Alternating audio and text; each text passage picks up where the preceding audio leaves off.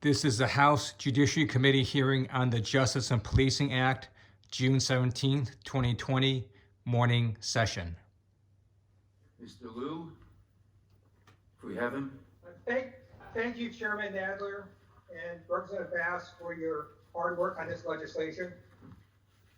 I want to start off by noting that it was a white police officer that put his knee on George Floyd's neck for over 8 minutes and murdered him. It was a member of a white supremacist, actually it was a member of a right wing group that was arrested for killing Patrick Underwood. And we're here because Black Lives Matter. And very few Republican officials have been able to say that. The president hasn't been able to say it. The Attorney General hasn't said it. Most Republican members of Congress haven't been able to say it. And why does that matter? Because you can't fix the problem if you can't even identify the problem. And if you say Black Lives Matter, but then immediately qualify it with All Lives Matter, saying all life is precious, it shows that you don't understand the problem. The problem is we have a system that does not treat all life as precious. It's a system that consistently undervalues Black lives. Now, do blue lives matter? Of course. The system already protects blue lives. Is all life precious? Absolutely. Except the system doesn't view it that way. And that's why we are here.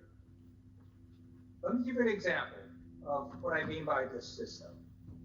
It wasn't just one rogue cop that killed George Floyd.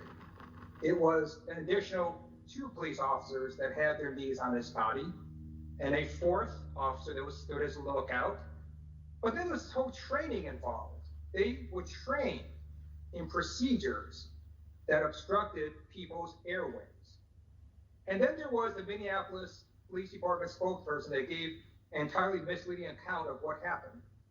And then there were the civilians and police officers who knew about Derek Chauvin's prior misconduct and didn't take strong enough action. It takes an entire village to allow for the persistent, systematic murder of Black Americans by government.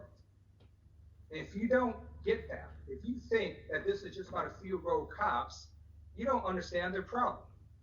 Right now, Black Americans are killed at a rate twice as high as white Americans by police officers.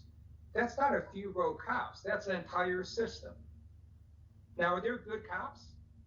Are most cops good? Absolutely. Just like most people in this committee, I hope all of us think we're good people too.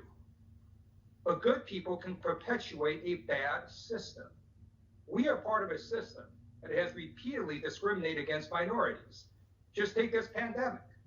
Blacks, Latinos, Native Americans, and Asian Pacific Islanders die at 5 higher rates than whites. In education, in housing, in our prisons, there are huge disparities between colored people and whites. And we're part of that system.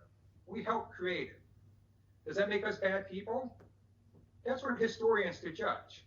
But now that we've been made very aware of the police brutality against Black Americans, we have a responsibility to fix it.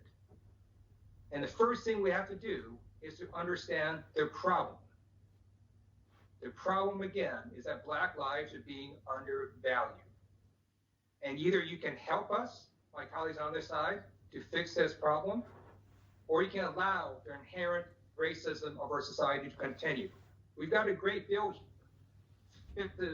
systematically these reforms. This is a systematic problem. It is not a matter of a few rogue cops or a few bad apples. Please understand that. Please be able to say Black Lives Matters without qualifying it. Show us you get the problem. I yield back. The gentleman yields back. Who seeks recognition?